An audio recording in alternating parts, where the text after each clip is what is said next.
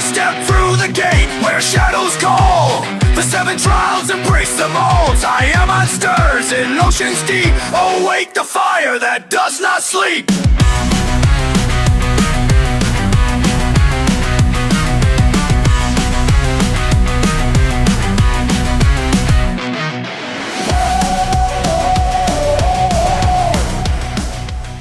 All right, get ready to dive deep, because today we're tackling Warlock Asylum's Atlantean Necronomicon. Oh, yeah, this one's a doozy. Forget Lovecraft's fictional version. We're talking real deal Sumerian mythology, magic, all that good stuff. Okay. Warlock Asylum really throws in some personal experiences, too. Yeah, it's really something how he just weaves it all together, Okay, so the 7 gates of initiation, that's a core concept, right? Definitely a core concept. It's basically this journey through these different realms of consciousness, each gate representing something different. It's kind of like a spiritual obstacle course, I guess. Yeah, I like that. Optical course. With a Sumerian deity kind of ruling over each gate. So you're constantly facing these challenges, pushing you to confront your, what do they call them, inner demons? You got it. And it's not about avoiding them either. It's more about learning how to integrate them, harness that power. Warlock Asylum's big on that. So more like shadow boxing than shadow hiding, huh? That's a great way to put it.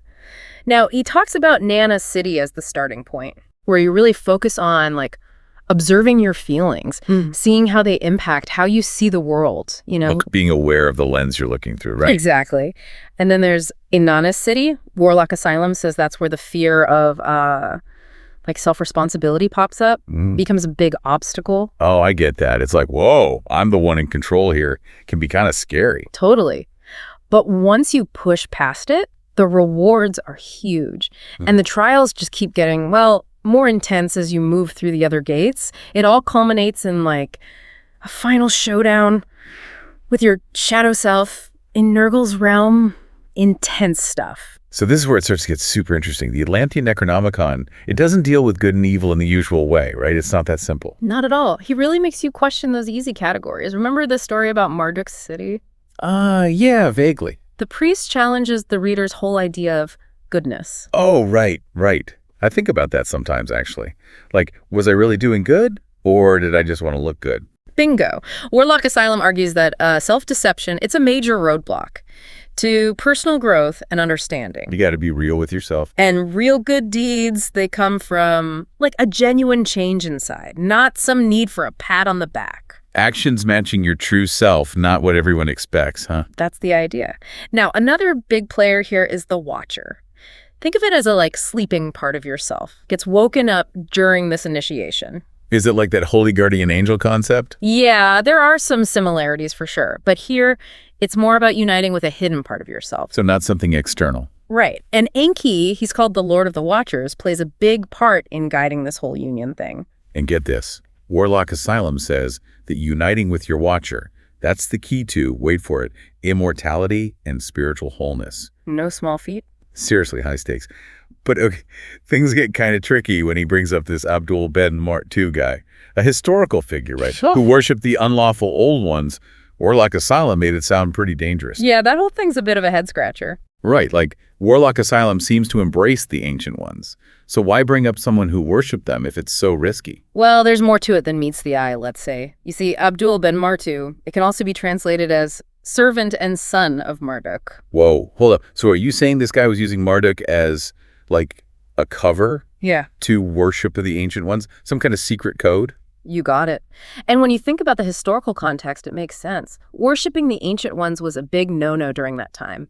The Amorite invasion and Marduk's rise to power. So it's possible the Mad Arab was using Marduk as a shield for his forbidden practices. Sneaky, like a whole secret society hiding in plain sight. Right. Fascinating stuff. Okay, let's talk about the Jinn for a sec. Powerful beings, right? They were around even before humans, deeply connected to fire. And they can, mess with our world. Warlock Asylum says that the Jinn might have been created before us. Imagine that. Adding a whole new layer to the creation story in the Bible. What if there were 2 separate creations?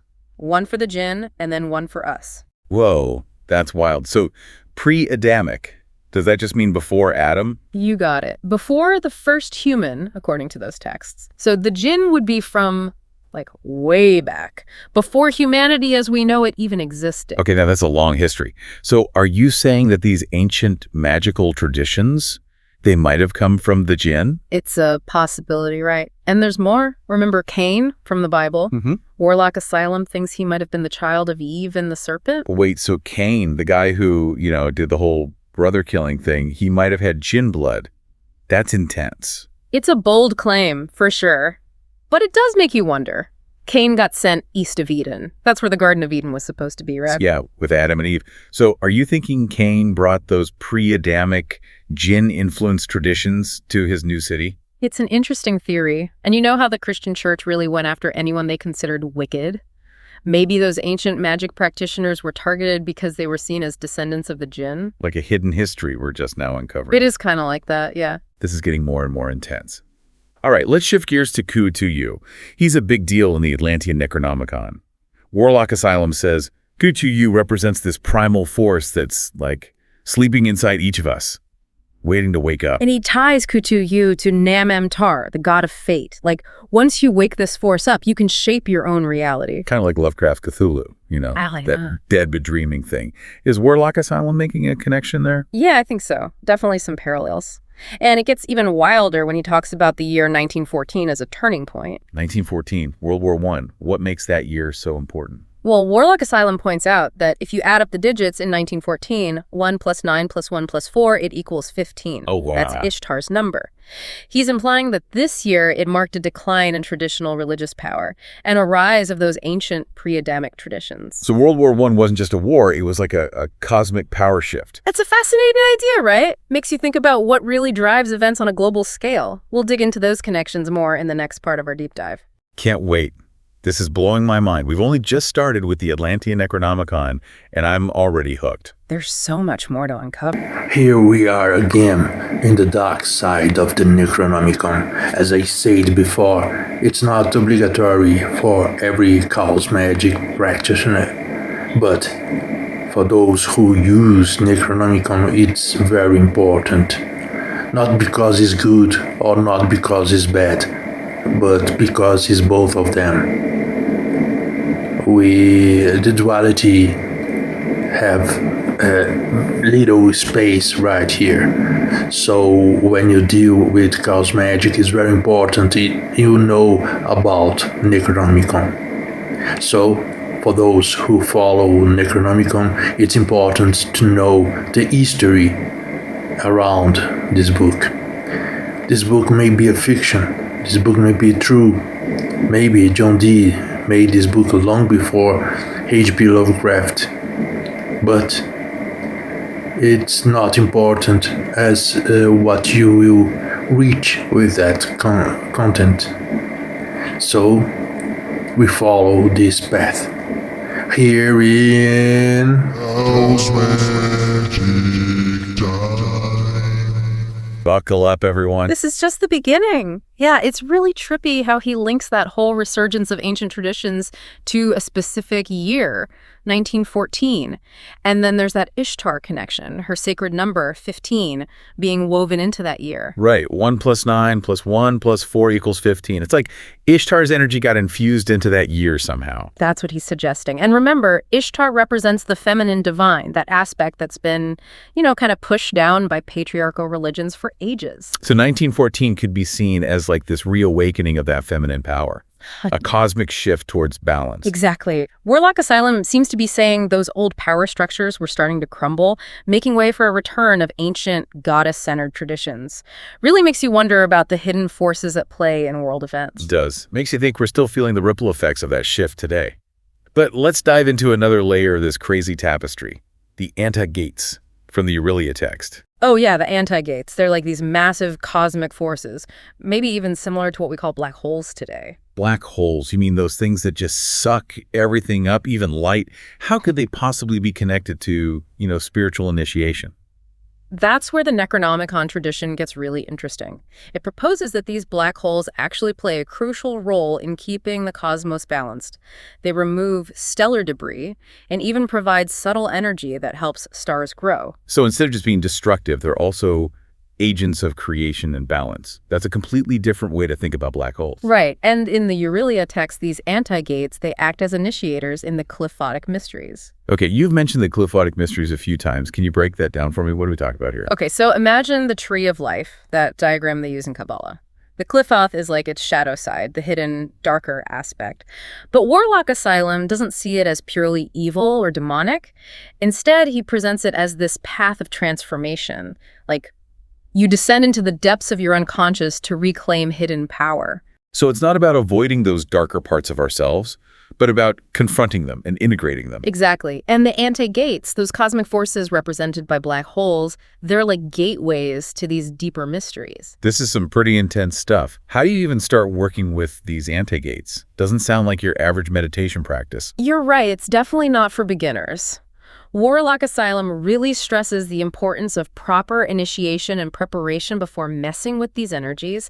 He even tells this story about a fellow gatewalker who tried to summon the entity Pazuzu without the necessary knowledge and paid a heavy price. Yikes.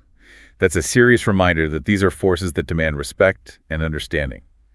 So what's the key to working with these anti-gates safely and effectively? It's about aligning yourself with the energies of the Qliphoth through proper initiation.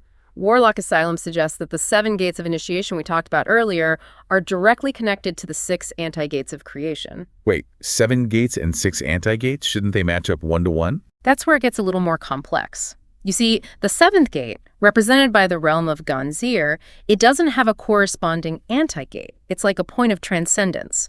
You step beyond the duality of the Qliphotic tree. Okay, so by going through the 7 gates and facing those challenges, you're essentially preparing yourself to work with the energies of the anti-gates. Exactly. Think of it as a cosmic boot camp. You're strengthening your spiritual muscles for the ultimate test. I'm starting to see the bigger picture here. So what happens when you actually tap into the power of these anti-gates? What kind of transformation are we talking about? Warlock Asylum suggests that the anti-gates hold the key to unlocking tons of knowledge and power. But it's not about personal gain or worldly success. It's about aligning yourself with the cosmic forces of creation and destruction, becoming a conduit for those energies. Sounds incredibly powerful, but also kind of scary. Are we talking about becoming superhuman? Not exactly like in comic books. Right. But it does involve a deep shift in consciousness, a deeper understanding of how everything is connected. So less about superpowers and more about tapping into a deeper level of reality. That's it. And one of the big ideas that comes out of this journey is reincarnation, but not in the traditional sense. Okay, I'm curious. How does Warlock Asylum view reincarnation differently? He proposes that true reincarnation isn't about being reborn into another human life after you die. Instead, he's saying it's about individuals from a future existence entering our present reality. Whoa, hold on. Are you saying there might be people walking around who are actually time travelers from the future? It's a wild thought, isn't it? Warlock Asylum even points to the Mad Arab's writings to support this idea. Remember that line about remembering being the most potent magic, being the remembrance of things past, and the remembrance of things to come, which is the same memory. Yeah, that one definitely stuck with me. So you're saying that accessing this deeper memory, this connection to the past and future, that's the key to unlocking the true potential of reincarnation. That's what he seems to be implying. It's about transcending the limitations of time and tapping into a timeless realm of consciousness. This is seriously blowing my mind. I'm starting to realize that the Atlantean Necronomicon is way more than just a book of spells and rituals. It's like a roadmap to a totally different way of seeing reality. It's a journey that challenges everything you thought you knew about yourself, the world, the very nature of existence. And we're not even done yet. Can't wait to see what other revelations await us as we continue this deep dive. Get ready, because we're about to explore one of the most controversial and misunderstood figures in all of this, Shub-Niggurath. Shub-Niggurath. Isn't that one of the deities from Lovecraft's Cthulhu mythos? The black goat of the woods with the 1,000 young? That's the one. And Warlock Asylum makes this bold claim, suggesting that Shub-Niggurath is an actual entity with roots in ancient Sumerian mythology. Wait, are you suggesting that this creature from a fictional universe might actually exist? That's a tough one to swallow. I know, it sounds crazy. But Warlock Asylum offers some interesting evidence. He connects Shub-Niggurath to the Sumerian goddess Ninhursag, who's often depicted as a mother goddess with strong ties to nature and fertility. Okay, so I see the connection to the 1,000 young aspect of Shub-Niggurath. But what about the whole black goat imagery? That's pretty specific. Warlock Asylum points out that goats were sacred to the Sumerian god Ningirsu, who was also associated with things like agriculture and healing. He's suggesting that the black goat imagery might represent a darker, more primal side of Ninhursag's creative power. Interesting. So we're talking about a force that's both life-giving and destructive, like nature itself. That's it. And Warlock Asylum suggests that this duality is at the core of the Qliphothic mysteries, that path of confronting and integrating our shadow selves. I see how the pieces fit together, but I'm still a little hesitant to believe that a fictional entity like Shub-Niggurath could be rooted in actual ancient mythology. I get your skepticism, but remember, mythologies often use symbols to represent deeper truths. What if Lovecraft, maybe without even realizing it, tapped into something real when he created Shub-Niggurath? Now that's a trippy thought. So if we entertain that idea for a second, what does it mean to work with Shub-Niggurath's energy in the Necronomicon tradition? Warlock Asylum suggests it's about embracing those primal, chthonic forces within us, that raw, creative, and destructive power that's buried in our unconscious minds. Okay, there's that Qliphothic mysteries connection again. It's about confronting those shadowy parts of ourselves instead of trying to ignore them. Exactly, and by doing that, Warlock Asylum argues we can tap into a source of immense power and creativity. This is a lot to take in. I need a minute to process all of this. Take your time, it's heavy stuff. But remember, this is just the beginning. There's so much more to explore in the Atlantean Necronomicon. I'm ready for the next level. What other secrets does this book hold? Let's shift gears and explore Warlock Asylum's take on another intriguing topic, the connection between the Atlantean Necronomicon and Atlantis itself. Atlantis? You mean the lost city that Plato wrote about? I thought that was just a myth. A lot of people dismiss it as fantasy, but Warlock Asylum proposes that Atlantis might have a deeper, more symbolic meaning in the context of the Necronomicon. Okay, I'm all ears.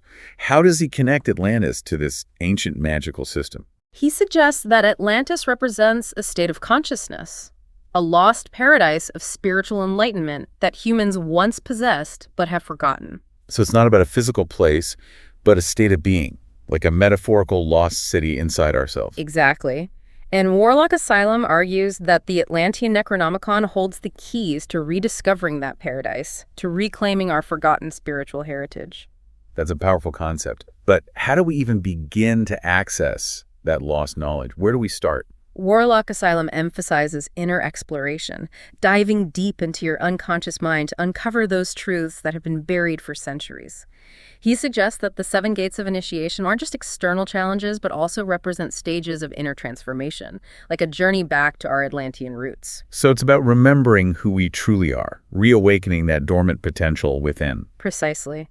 And Warlock Asylum suggests that the tools for this journey are hidden within the Atlantean Necronomicon. This is fascinating, but I have to admit I'm still a bit skeptical about the whole Atlantis thing. Is there any historical evidence to back this up? Well, yeah, whether a physical Atlantis existed is still up for debate, but Warlock Asylum argues that even if it was just a myth, it still holds immense symbolic power. It represents this yearning for a lost golden age, a time when humanity was more spiritually connected. Okay, I can see that. So even if Atlantis wasn't a real place, it still represents something important about our collective human psyche. Exactly. And Warlock Asylum seems to be saying that by exploring the Atlantean Necronomicon, we can tap into that yearning, that desire to reconnect with our lost spiritual heritage. This is seriously mind-blowing. I'm starting to see the Atlantean Necronomicon in a whole new light. It's not just a grimoire, it's a guide to rediscovering our true selves. It's a call to adventure, an invitation to go on a journey of self-discovery and spiritual awakening. And I'm definitely up for that journey. What other secrets are hidden in this book? Well, one of the most intriguing aspects of the Atlantean Necronomicon is its focus on sexual alchemy, using sexual energy for spiritual transformation. Okay, things just got interesting. So we're not just talking about ancient Sumerian deities and black holes. We're also talking about sex magic. You got it. Warlock Asylum connects the Atlantean Necronomicon to various tantric traditions. Those traditions also emphasize the power of sexual energy for spiritual awakening. This is definitely a side of the Necronomicon I haven't heard much about. So how does sexual alchemy work in this context? What are we talking about here? It's not about indulging in pleasure, but about harnessing the primal energy of sex and transforming it into spiritual power.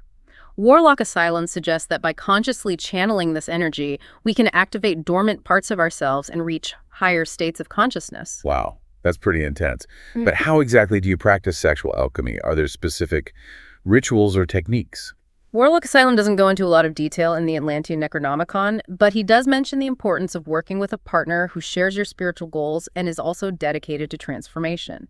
He also emphasizes the need for preparation and guidance, because sexual alchemy is not something to be taken lightly. Definitely a topic that needs its own deep dive. But for now, how does sexual alchemy connect to the bigger picture of the Atlantean Necronomicon? How does it fit into the whole system? Well, remember how one of the main goals of the Necronomicon tradition is to achieve union with the Watcher, that hidden part of ourselves that represents our true potential.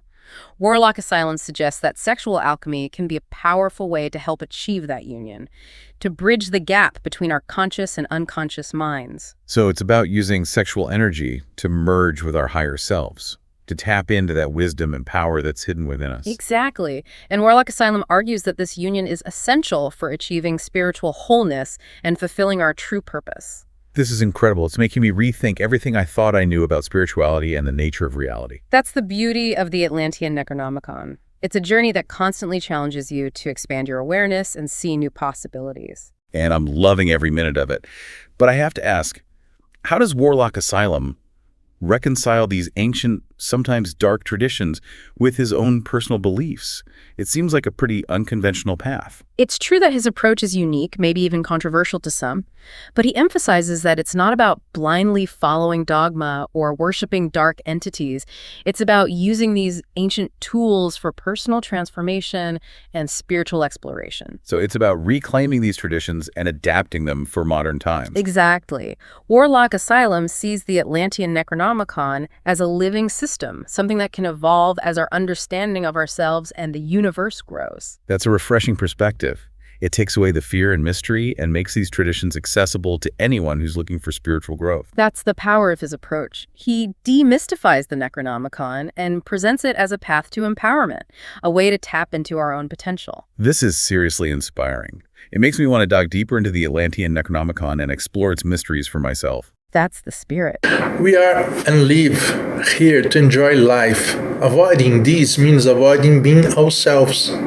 One of the ways people like to live is by learning more, and that's why I make these podcasts about books and about chaos magic. Here in Brazil, we are all educated to be cheap. That hurt education to be socially accepted, so I thought that the popular objection to chaos magic would be very intense. I was wrong. Here people are eager to learn and practice things that work for us Brazilians. It's not different outside of Brazil, but since English is not our native language, communication is a bit rigid. Anyway, I now make podcasts in English because just as many other people also liked them.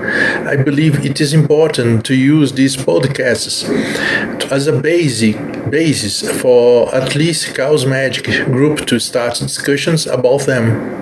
However, I must point out that groups that are not practitioners of Chaos Magic will be very surprised when they practice these works that I recommended. And also I will recommend. Let's keep our hunger for learning strong here in Brazil or anywhere on the world. Hugs. Remember, this deep dive is just a starting point. The real journey starts when you take these concepts and apply them to your own life. I'm ready for that. What other insights does Warlock Asylum offer in the Atlantean Necronomicon?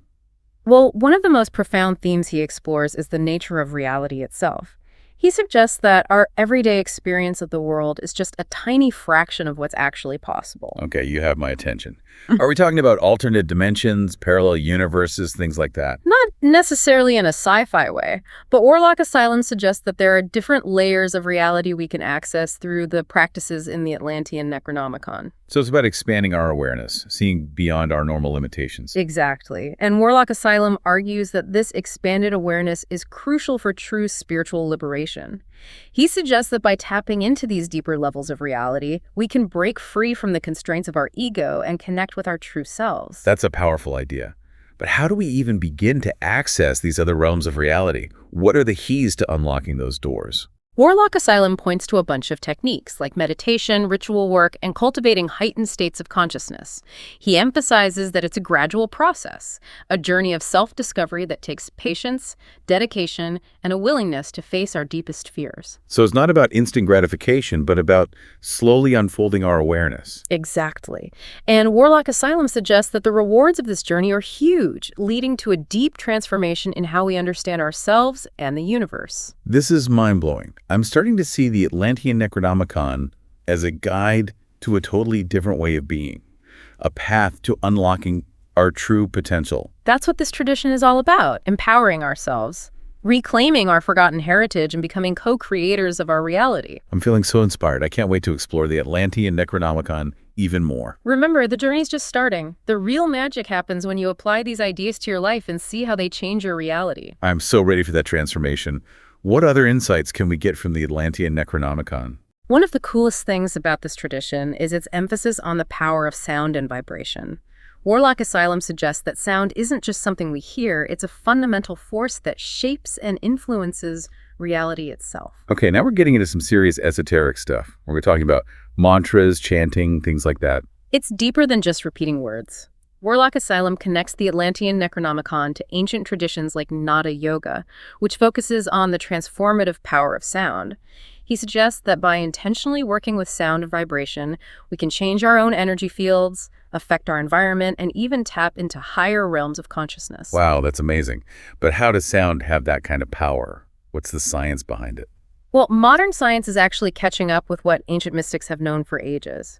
We know that everything in the universe is made of energy vibrating at different frequencies. Warlock Asylum suggests that by using specific sounds and tones, we can match our vibrations to those of higher realms. It's like tuning ourselves to a different frequency of reality. That's a fascinating way to think about it. So we're using sound as a tool to reprogram our energy and connect with different levels of consciousness. Exactly. And Warlock Asylum argues that this is a key element of the Atlantean Necronomicon tradition, using sound and vibration to activate parts of ourselves that are dormant and achieve spiritual liberation. This is seriously mind-blowing. It makes you realize there's so much more to reality than what we can see or hear. Yeah, it's really mind-blowing when you think about it, sound shaping reality. But Warlock Asylum doesn't just hit us with all this crazy info and then peace out. He also talks about responsibility when you're working with these powerful concepts. Right. He's definitely not saying this is some quick fix or anything. The Atlantean Necronomicon, it's a path, a serious one. Needs real dedication, self-awareness, and you got to be willing to face those shadow sides we were talking about. He even talks about the dangers, like you could attract something negative or mess yourself up mentally. It's not all happy vibes and good times. Yeah, he's upfront about that.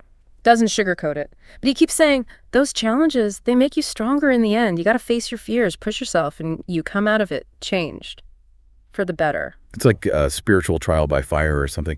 But I think that's what's so cool about it. It's not for everyone. It's for people who are really searching, who want to go deep and come out stronger. I like that. Well said. And it's important to remember this is a personal journey. There's no one right way to approach the Atlantean Necronomicon. Warlock Asylum wants you to find your own path. Experiment. Trust your gut. Make it your own. It's about what speaks to you, what makes you feel alive. Yeah. And helps you live more authentically. Exactly. And I think that's why the Atlantean Necronomicon is so important now. It's like this call to break free from those things that hold you back. Embrace your shadows. Step into your power. Become a co-creator of your reality. It reminds you that magic isn't just in some old book. It's inside each of us, waiting to be woken up and used. That's a great way to put it. A perfect summary of our deep dive. So as we wrap up our exploration of the Atlantean Necronomicon, think about what really hit home for you today. What made you curious? What can you do to take these ideas and make them part of your life? The Atlantean Necronomicon is full of amazing knowledge, but the real power comes from actually using it. Don't just read about it, live it. Let it change you. Yeah, don't let this stuff just sit in your head. Go out there, try things out, see how you can connect with your own magic. Remember, this is just the beginning. Your journey starts now. And you're not alone. There are so many people out there, searching, exploring, all on the same quest for truth, meaning, and self-discovery. Find them, connect with them, share your experiences, support each other. This deep dive has been amazing. I'm so inspired to keep learning about these mysteries. I hope you are too. Until next time, keep searching, keep questioning, and keep that spark alive.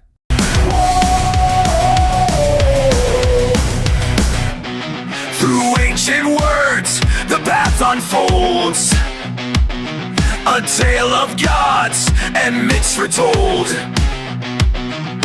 Mars blade and secret key. Unlock